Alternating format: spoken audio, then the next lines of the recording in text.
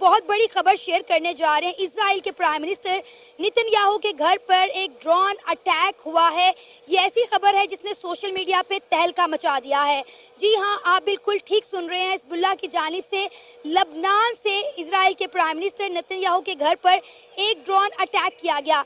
जब ये drone Israel के प्राइम मिनिस्टर के घर पर जाकर गिरा तो एक जोरदार धमाका हुआ, लेकिन उस वक्त इजराइल के प्राइम मिनिस्टर और उनकी अहलिया घर पे मौजूद नहीं थी, वरना उनकी जान भी जा सकती थी। हम बात कर रहे हैं हिजबुल्लाह वर्सेस इसराइल। हिजबुल्लाह ने बहुत बड़ा हमला नेतन्याहू के घर पर कर दिया है और यहाँ पर जी इस दफ़ा मिसाइल या रॉकेट इस्तेमाल नहीं हुए बल्कि ड्रोन अटैक हुआ है। और ये ड्रोन कहा जा रहा है ईरान ने बनाया था और जो कि नेतन्याहू के घर को टारगेट करता है। और अगर नेतन्याहू घर पे मौजूद होते तो नेतन्याहू मारे भी जा सकते थे। सवाल ये है कि इसराइल के पास इतनी बड़ी टेक्नोलॉजी है, आयरन ड्रोम है, 3 एरोज है, उसके बावजूद एक ड्रोन जो है इसराइल के कैपिटल और फिर नेतन्याहू के घर तक कैसे पहुंचा? ईरान के पास इतना पावरफुल ड्रोन कहां से आया कि जो कि इसराइल के एयर डिफेंस की पकड़ में नहीं आया और ये हवा में उड़ता जा रहा है? बात सिर्फ ड्रोन, वो पाकिस्तान ने बनाया था ड्रोन, ठीक है? नहीं यार, कोई इशू नहीं है, ऐसा कोई नहीं है। पाकिस्तान ने एटम बम बनाया हुआ है, इतना अपना अच्छा ड्रोन नहीं बना सकता यार। पाकिस्तान के बात पास ये इतनी नहीं है अच्छी भाईजान, टेक्नोलॉजी बात है, सिर्फ सिंपल लेकिन सी ये है। दिमाग का यूज नहीं करते। पाकिस्तान ने एक स्टेटमेंट नहीं दिया इस वॉर को लेके। पाकिस्तान ने ये खुफिया ड्रोन बना के भेजा उनके पास ताकि ये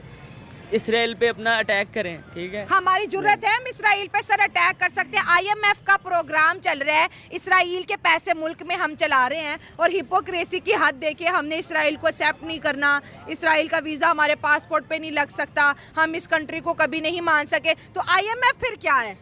ये IMF तो आपको भी पता है, ये सारे यहूद और नसारा की तंजीम है, ठीक है? अल्लाह इनको गर्क करे और ये काफ़ी खुश आइन बात है। करे वो तो हर दफा हमें कर्ज दे के मुल्क बचाते हैं हमारा, वरना दिवालिया हो जाएगा मुल्क। ये तो हमारे हुक्मरान की बेबसी है, हमारे सिस्टम की बेहसी है, सिस्टम की खराबी है।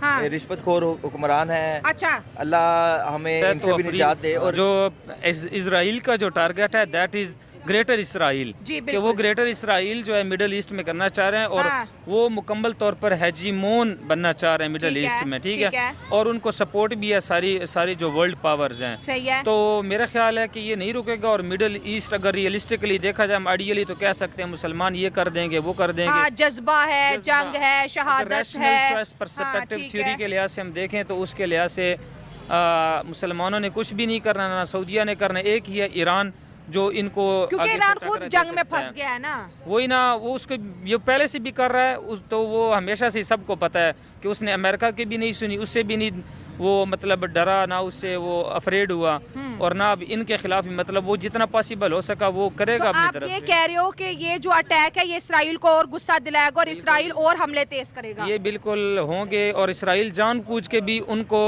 मतलब फोस्टर करता है कि हमें अटैक करो ताकि हमें बहाना मिले। हो सकता है ये प्लानिंग हो ना, वरना इसराइल ये यस मैं एग्री करती हूँ कि लगेगी तो पूरे सारे जंगल में फैलेगी और सारा घर इसमें आएंगे। देखिए अभी रिसेंटली हमने देखा है कि किस तरह अगर उनके पास वो कहते हैं कि हमारे पास टेक्नोलॉजी है सिस्टम है रोकने के लिए, लेकिन हमारे पास ईमान है, ठीक है? ईमान की ताकत हमारे पास है। हमने एक रॉकेट फेंका है जो नेतन्याहू उनका वजीर आजम है उनके इलाके में फेंका है, तो देखिए पूरी उनकी बुनियादें हिल गई हैं। अमेरिका तक वो इतनी बात फैल गई है। उन्होंने जो अभी रिसेंटली ये हमास थे पहले मखसूस इलाके टारगेट करते थे, अब उनका जो मेरे ख्याल से निशाना है वो डायरेक्ट नेतन्याहू की तरफ उनका निशाना हुआ है। तो नेतन्याहू तो नहीं डरे, उनसे पूछा कि आपके घर के ऊपर अटैक हो, अगर आप घर के अंदर होते मारे जाते तो आप क्या आप रुकेंगे? उन्होंने कहा नहीं, मैं हिजबुल्लाह की लीडरशिप को खत्म करूंगा, मैं तो रुकने वाला नहीं हूं। नहीं, अभी वो उनका जो एक दिन पहले का 17 अक्टूबर का बयान था ना, मतलब 2 दिन पहले का, कि उन्होंने वो संवार नाम था जिसका यहया संवार, वो उसने मतलब बयान दिया कि हमने उसको शहीद कर दिया है। अच्छा। लेकिन आप ये नहीं कह सकती कि वो मतलब नहीं डरे, ठीक है? उन्होंने जो इमरजेंसी नाफज की अभी इसराइल में, ठीक है,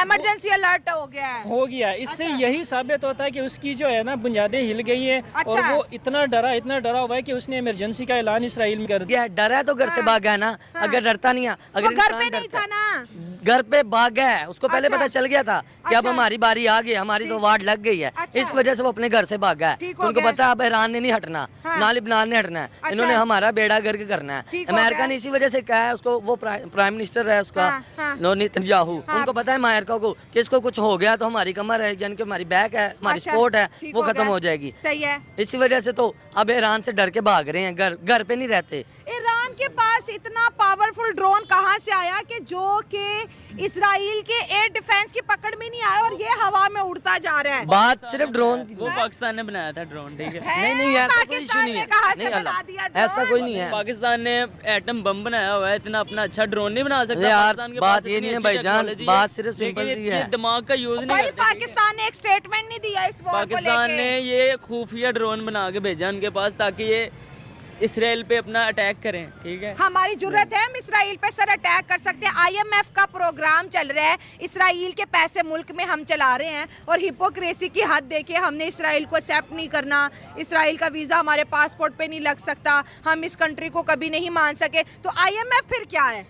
ये IMF तो आपको भी पता है, ये सारे यहूद और नसारा की तंजीम है, ठीक है। अल्लाह इनको गर्क करे और ये काफ़ी खुश आइन बात है। करे, वो तो हर दफा हमें कर्ज दे के मुल्क बचाते हैं हमारा, वरना दिवालिया हो जाएगा ये मुल्क। तो हमारे हुक्मरान की बेबसी है, हमारे सिस्टम की बेहसी है, सिस्टम की खराबी है, रिश्वतखोर हुक्मरान है। अच्छा, अल्लाह हमें इनसे भी निजात दे। और सबसे पहली बात जो मैं अपना मौका बयान करूंगा कि ये जो इंसिडेंट हुआ है, अटैक हुआ है जी, और ये लेबनान, ईरान और मुस्लिम ममालिक जो आपस में इन्होंने इल्हाक किया है इसराइल के अगेंस्ट, तो ये बहुत एक खुशाइन बात है। और मेरी दुआ है अल्लाह मुस्लिम उम्मा को मुत्तहिद करे ताकि हम इस तरह के जो एजेंट हैं, ये यहूदी हैं, इनको अल्लाह सब हस्ती से मिटाए। और ये उसी वक्त मुमकिन हो सकता है जब मुस्लिम उम्मा एक हो जाए। इसराइल नहीं डर रहा ना, इसराइल चलो फेल हो गया, ये एक ड्रोन उसके घर तक पहुंच गया जो कि हिजबुल्लाह की जानिब से अटैक है, क्योंकि हिजबुल्लाह की लीडरशिप को इसराइल ख़त्म कर रहा है। उसने पहले जो है हमास की लीडरशिप को ख़त्म किया, अब हिजबुल्लाह की लीडरशिप को ख़त्म कर रहा है। दूसरी जानिब ईरान के अंदर इब्राहिम रईसी को उन्होंने मार दिया हेलीकॉप्टर के अंदर। तो इसराइल तो 100 साल पहले की प्लानिंग करता है। आपको नहीं लगता कि इसका बदला भी हिजबुल्लाह से लिया जाएगा इस ड्रोन अटैक का? क्योंकि वो तो रुकने वाले, वो तो चाहते हैं कि फ़लस्तीन गजा पट्टी के अंदर जो 18 लाख फ़लस्तीनी है उनका भी जेनोसाइड कर दे। जितनी भूख है वहाँ पर, कोई हॉस्पिटल वहाँ पर नहीं है, बच्चे खैमों में, इवन के टॉयलेट तक नहीं है फ़लस्तीन के बच्चों के पास। वो कहते हैं ना कि जुल्म तो फिर जुल्म है, बढ़ता है तो मिट जाता है, खून तो फिर खून है, गिरता है तो रंग लाता है। देखें, जो इसराइल ने हरकतें की हैं मुसलमानों के ख़िलाफ़, उसका इसको आज अंजाम मिल रहा है। जो आप कह रही हैं डर नहीं गया, डर रहा है, नहीं डर रहा, उसके पे अटैक हो रहे हैं, उसके घर तक अटैक अब चलेगा को जो है अब ख़त्म कर दिया जाए, क्योंकि ये बहुत ज़्यादा एग्रेसिव होती जा रही है। इसराइल पीछे नहीं हट रहा सर। इस टाइम 18 लाख गज़ा के अंदर जो फ़लस्तीनी है उनका सवाल भी है, जिसको अमेरिका एड्स भी दे रहा है। इंडिया ने बहुत दफ़ा जो है फ़लस्तीन को एड भेजी है, कहीं ना कहीं पे वो भी ह्यूमैनिटी को बचाना चाह रहे हैं, लेकिन इसराइल पीछे नहीं हट रहा। क्योंकि उनका मिशन है, उनका मिशन ये है कि उन्होंने जो बैतुल अक़दस है, मस्जिद अक्सा, उसको शहीद करना है। हमारे आप सल्लम की हदीस हमारे सामने देखे ना कि जिस तरह इजराइल बड़े बड़े लीडर्स को टारगेट कर रहा है, हमास के, हिजबुल्लाह के, तो डेफिनेटली वो ये कैसे भूल सकते हैं कि उन पर अटैक नहीं किया जाएगा। अब आप देखें कि कल परसों की बात है, जो उन्होंने एक बड़ा लीडर उनका मारा, तो डेफिनेटली हर एक्शन का एक रिएक्शन होता है जो आना होता है। बेसिकली बात वही है कि वो फ़लस्तीन में नाजायज़ अटैक्स करें, गज़ा पे नाजायज़ अटैक करें, दे डोंट हैव एनीथिंग कि वो डिफेंड कर सकें, भाई हम इस वजह से अटैक कर रहे हैं, तो उनके पास कुछ बचा नहीं। तो उस वजह से ये खुद अपने आप पे, आई थिंक कि अपने आप पे खुद करवा के और ख़ुद एक क्लेम करवा रहे हैं कि नाउ वी हम दोबारा इन पे अटैक करें। और आई थिंक, और जो भाई वाली बात की उनके डिफेंस सिस्टम फेल हो रहे हैं, आई अंडरस्टैंड कि डिफरेंट एरिया को उनके डिफेंस सिस्टम कवर नहीं कर सकते, बट आपका जो मोस्ट इंपॉर्टेंट पॉइंट होता है ना, मोस्ट क्रिटिकल पॉइंट होता है, आपका प्राइम मिनिस्टर का घर होता है या प्रेसिडेंट, प्राइम मिनिस्टर, आप इस तरह के एरियाज़ में कुछ चिड़िया भी बगैर इजाज़त के पर नहीं मारती हैं। और आप कह रहे हैं कि एक अननोन स्पेस से एक रॉकेट आ रहा है और डायरेक्ट उनके घर में जा रहा है। This is a contradiction for me, I don't believe it. मुझे क्या लग रहा है, मीडिया को फेक किया जा रहा है, प्रोपेगेंडा फैलाया जा रहा है, मीडिया ऑलरेडी कंट्रोल में है, उसको एक और ज़्यादा आप उसको ऐसे कह रहे हैं फॉर द जस्ट रीज़न कि उनके पास और कोई जवाब नहीं है कि हम इसराइल और गज़ा पे नाजायज़ अटैक क्यों